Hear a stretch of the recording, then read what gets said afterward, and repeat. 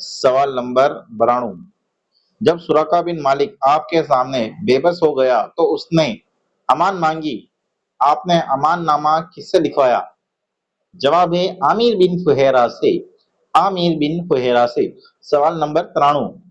ہجرت کے راستے میں آپ نے کس کی بکری کا دودھ پیا؟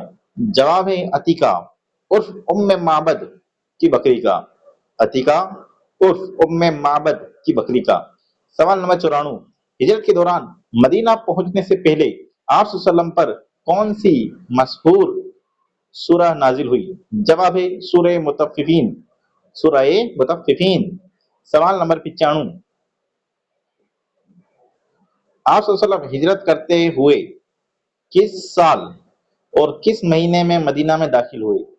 جواب نبوت کے 14ویں سال ربیع الاول کے مہینے میں، نبوت کے 14ویں سال ربیع الاول کے مہینے میں۔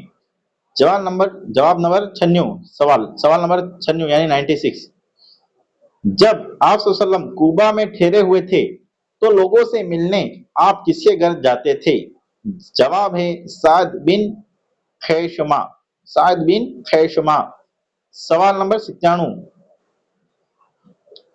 کس نے آپ کے لیے مدینہ میں پہلے سے ہی ایک گھر بنوا رکھا تھا؟ طبہ حمیری نام کے راجا نے، طبہ حمیری نام کے راجا نے۔ سوال نمبر 98۔ آپ صلی اللہ علیہ وسلم اپنی بیٹیاں فاطمہ، ام کلثوم اور ام مومنین سودا رضی اللہ تعالیٰ عنہ کو مکہ سے لانے کے لیے کسے بھیجا؟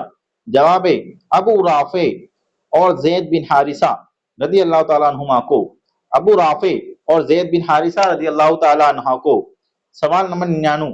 آپ صلی اللہ علیہ وسلم نے مکے سے آئے مہاجرین کو مدینہ میں کیسے بسایا؟ جواب جب مہاجر کو ایک انصاری، ہر مہاجر کو ایک انصاری کے حوالے کر دیا، یعنی جو مہاجر جو باہر سے آئے ہوئے تھے ان کو ایک انصاری صحابہ کا بھائی بنا دیا، ہر مہاجر کو ایک انصاری کے حوالے کر دیا۔ سوال نمبر 100۔ ابوا کی طرف جاتے وقت آپ نے مدینہ میں کسے خلیفہ نائب بنایا؟ جواب ابو لبابہ یا سعد بن عبادہ کو، ابو لبابہ یا سعد بن لبادہ کو، عبادہ کو۔ سوال نمبر 101۔ ابوا کی طرف جاتے وقت ایک اونٹ پر 3 لوگ سوار ہوتے تھے، آپ کے ساتھ کون 2 تھے؟ جواب ہے حضرت علی رضی اللہ تعالی عنہ اور مرتھد بن ابو مرتھد، حضرت علی اور مرتھد بن ابو مرتھد رضی اللہ تعالی عنہ۔ سوال نمبر 102۔ جب آپ بر ابی عیسیٰ کے قریب پہنچے اور 313 کی گنتی بتائی گئی تو آپ نے کیا فرمایا؟ جواب حضرت طالوت علیہ السلام کے ساتھ بھی اتنی ہی تعداد تھی جب انہوں نے دشمنوں سے لڑائی کی، حضرت طالوت علیہ السلام کے ساتھ بھی اتنی ہی تعداد تھی جب انہوں نے دشمنوں سے لڑائی کی۔ سوال نمبر 103۔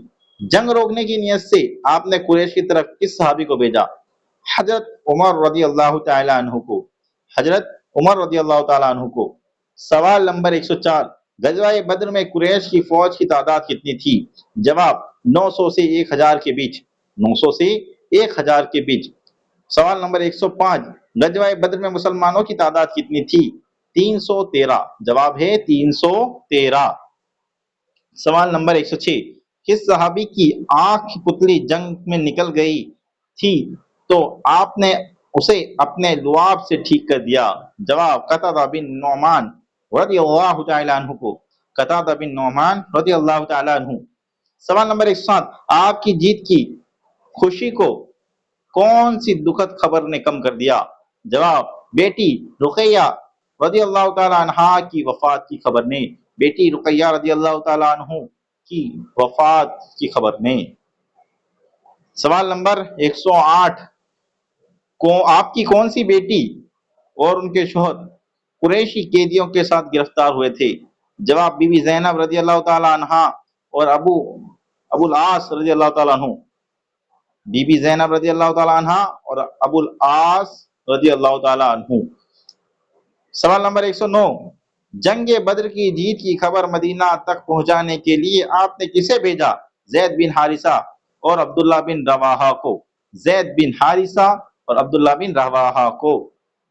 سوال نمبر 110، جب ابو بکر رضی اللہ تعالیٰ عنہ قیدیوں پر رحم کر رہے تھے تو آپ نے ان کی مثال کن پیغمبروں سے دی؟ جواب، حضرت ابراہیم اور حضرت عیسیٰ علیہ السلام سے۔ حضرت ابراہیم اور حضرت عیسیٰ علیہ السلام سے۔ سوال نمبر 111، آپ نے ان قیدیوں کو کس شرط پر چھوڑا جن کے پاس پیسے نہیں تھے؟ جواب، وہ 10 بچوں کو پڑھنا لکھنا سکھائے۔ آج اس کی ہمیں بہت ضرورت ہے کہ ہم بھی اپنے بچوں کو زیادہ سے زیادہ دین اور دنیا دونوں پڑھائے۔ سوال سن لیجیے، آپ نے ان قیدیوں کو کس شرط پر چھوڑا جس کے پاس پیسے نہیں تھے؟ جواب، وہ 10 بچوں کو پڑھنا لکھنا سکھائے۔ تو جب بھی کوئی دوسرا پڑھائے گا تو وہ اپنے طور طریقے سے الگ طریقے سے پڑھائی کرائے گا، وہ دین تو پڑھائے گا نہیں، لیکن دنیاوی علم حاصل کرنا بھی ضرورت ہے۔